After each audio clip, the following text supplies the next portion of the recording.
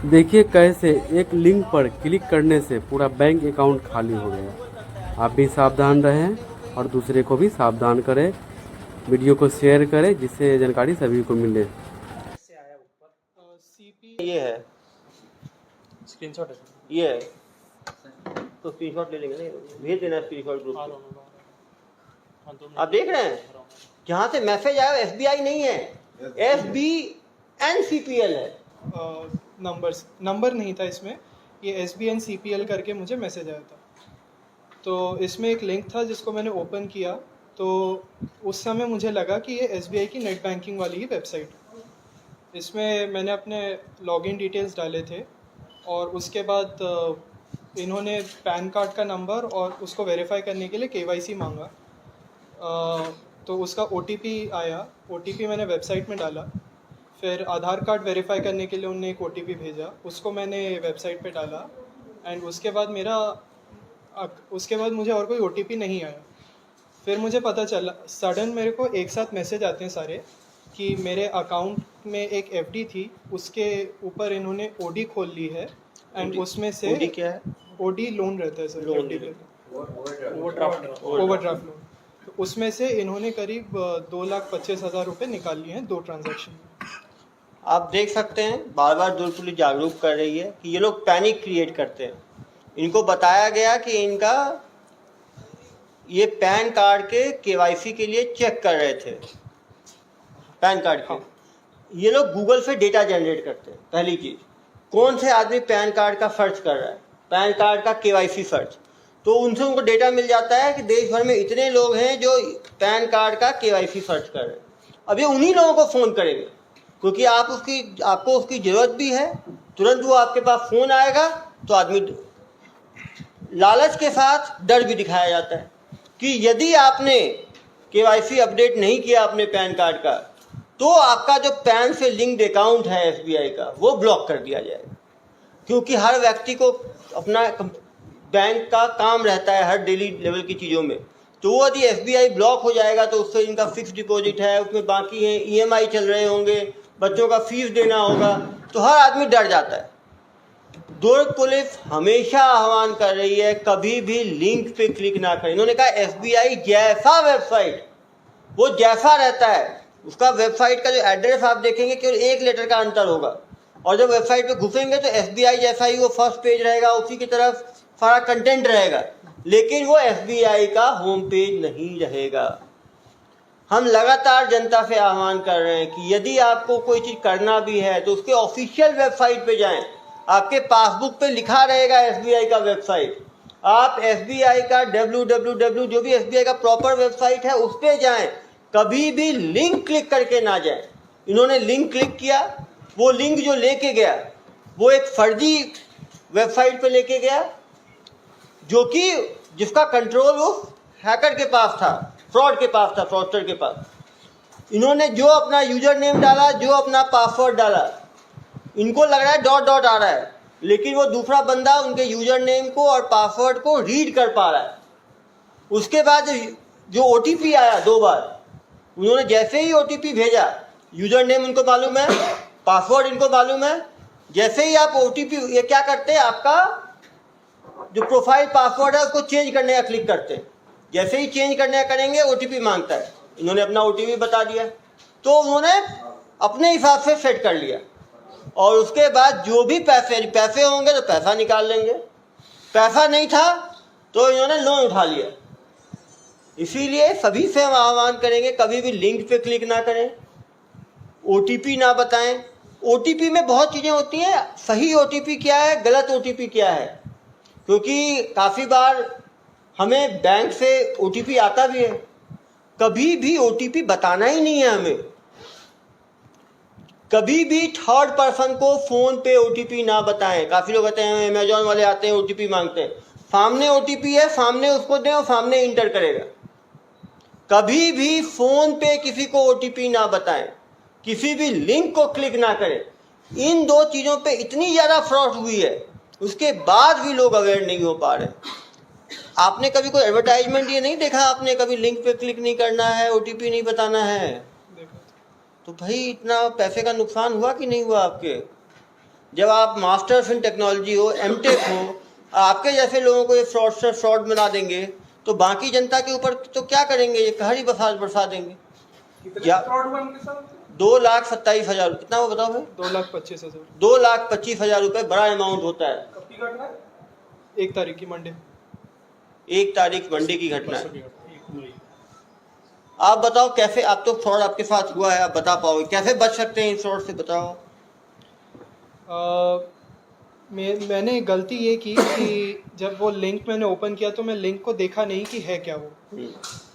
उसमें क्लियरली वो SBI का वेबसाइट का लिंक नहीं था, उसमें SBI 1 करके वेबसाइट थी वो, जिसमें ओपन हुआ लिंक। वो क्या करते हैं, SSBI कर देंगे या SBII कर देंगे या SBI 1 कर देंगे, ऐसे करके वो दिखेगा बिल्कुल SBI जैसा, एक लेटर का अंतर होगा। इसीलिए मैं बता रहा हूँ कभी भी लिंक पे क्लिक ना करें। आपको जो जाना भी है, यदि अपडेट करना है आपको तो उसके साइट पे जाए खुद टाइप करके, और साइट पे जानकारी दे। वो साइट आपकी ऑफिशियल, यदि साइट पे टाइप करने के कारण यदि पैसा आपका जाता है तो वो इंश्योर्ड रहता है, उसकी इंश्योरेंस करा के रखती है बैंक कंपनियां। लेकिन आपकी अपनी गलती के कारण होता है तो बैंक का कोई इंश्योरेंस नहीं रहता। तो एक तो गलती इन्होंने किया, लिंक को क्लिक किया, और क्या गलतियां की आपने? दूसरा, जब वेबसाइट खुला तो मैंने उस पर ध्यान नहीं दिया, उसके कंटेंट पे ज़्यादा, क्योंकि मैं यूज़र नेम वगैरह एंटर करने की जगह पे मेरा ध्यान था। उसके हेडर पे योनो SBI लिखा था, जबकि SBI की वेबसाइट पे SBI ऑनलाइन लिखा रहता है। बिल्कुल। वो अभी होता क्या, हमारा ध्यान केवल यूजर नेम पासवर्ड, बिल्कुल बोला कंटेंट ऐसा ही दिखता है, लेकिन केवल कंटेंट पे ना जाएं, क्योंकि आप दूसरे लिंक पे यदि चले गए तो पूरा भी फेम हो सकता है। जैसा इन्होंने कहा कि वो बंदा जब कॉपी करता है थोड़ा बड़ा अलग रहता है, क्योंकि यदि बिल्कुल वो फेम रखेगा तो गूगल भी उसको हटा देगी, ये भी एक चीज़ हो सकता है। लेकिन तब भी सेकंड पॉइंट से ज़्यादा पहला पॉइंट इंपॉर्टेंट है, किसी भी लिंक पे क्लिक ना करें। तीसरी गलती क्या की आपने? तीसरी गलती, मैं डायरेक्ट बैंक को कांटेक्ट किए बगैर मैं OTP डाल प्रोसेस आगे बढ़ा लिया। मुझे फोन पे OTP बताना तो अपराध है। फोन पे यदि आप OTP किसी को बताएंगे तो आप मतलब फ्रॉड को न्योता दे रहे हो। ये आदत छोड़ दें, किसी को OTP नहीं बताना है, और OTP कोई भी फोन पे नहीं मांगता है। इवन कुरियर वाले आते हैं, इवन आप होटल में जाओगे तो जो OTP होता है सामने दाबना होता है। कहीं भी OTP फोन पे नहीं मांगा जाता, फोन पे OTP ना दे। उन्होंने सही बोला, यदि कोई डाउट था तो बैंक से बात करते कि आप हेल्पलाइन पे, क्या आपके द्वारा, और ये भी बहुत जरूरी है, हेल्पलाइन नंबर गूगल पे ना ढूंढे। जब हमारा फ्रॉड होता है तो हम हेल्पलाइन गूगल पे ढूंढते हैं, और गूगल पे ढूंढते हैं तो वो फिर फ्रॉडस्टर अपना नंबर ऊपर में रखता है। हमेशा जब आप बैंक में अकाउंट खोल रहे हैं तो बैंक का वेबसाइट एड्रेस, बैंक का हेल्पलाइन नंबर अपने पासबुक पे ही लिख लें। ATM ब्लॉक करने का प्रोसीजर, जिससे कभी भी आपको गूगल पे सर्च करने की आवश्यकता ना पड़े। ये तीसरी गलती की आपने। और ये 3 बड़ी गलतियों के कारण कितने का नुकसान हुआ आपको? 2,25,000। 2,25,000। कितने मिनट में निकल गए 2,25,000? 7 से 8 मिनट। 7 से आप समझ सकते हैं। और वो 2,25,000 कैसे RTGS से ट्रांसफर हुए, कैसे ट्रांसफर हुए? लोन अकाउंट में उनने डिसबर्स करा के अपने उसने दूसरे बैंक अकाउंट में, बैंक अकाउंट तुरंत RTGS किया होगा, रियल टाइम ट्रांसफर। आप समझ सकते हैं 7 से 8 मिनट में पैसे ट्रांसफर हो गए। उसके बाद पैसे को होल्ड करना संभव ही नहीं है, और उसने तुरंत निकाल भी लिए होंगे उस अकाउंट से ज़्यादातर पैसा। पुलिस जांच करती है, फ्रॉडस्टर्स को पकड़ती है, लेकिन इतने ज़्यादा साइबर फ्रॉड हो रहे हैं कि एक को पकड़ना संभव भी नहीं है। छोटे अमाउंट वाले तो हमारे पास FIR करने आते ही नहीं है। मुझे डेली, अभी देख लीजिए 34 मिस कॉल्स हैं मेरे फ़ोन पे। लगातार लोग फ़ोन करते हैं, हमारा 1,000 रुपये की ठगी हो गई, 2,000 की हो गई, 3,000 की, 5,000 की। उनका तो FIR तक नहीं हो पाता। बड़े अमाउंट्स की हम कोशिश करते हैं फ्रॉडस्टर को पकड़ने की, लेकिन हम सभी सजग होंगे तब इन छोटे छोटे अपराधों से बच पाएंगे, क्योंकि 1,000, 2,000, 5,000 भी एक सामान्य नागरिक के लिए बड़ा अमाउंट है, और सबके लिए बड़ा है। आपके ऊपर क्या स्थिति मालूम चला आपको कि 2,25,000 की ठगी हो गई आपके साथ?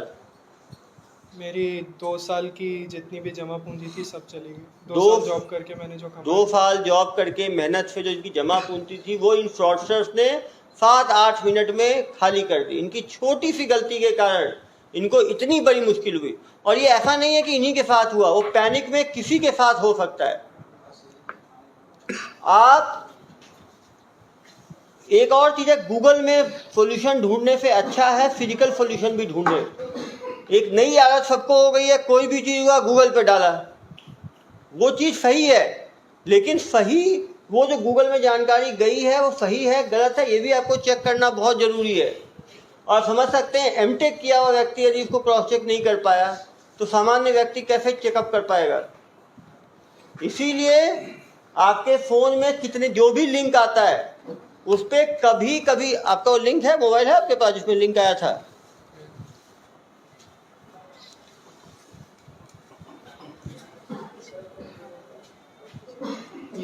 ये देखिए लिंक था, ये ऐसे लिंक आता है, dear customer your SBI net banking account.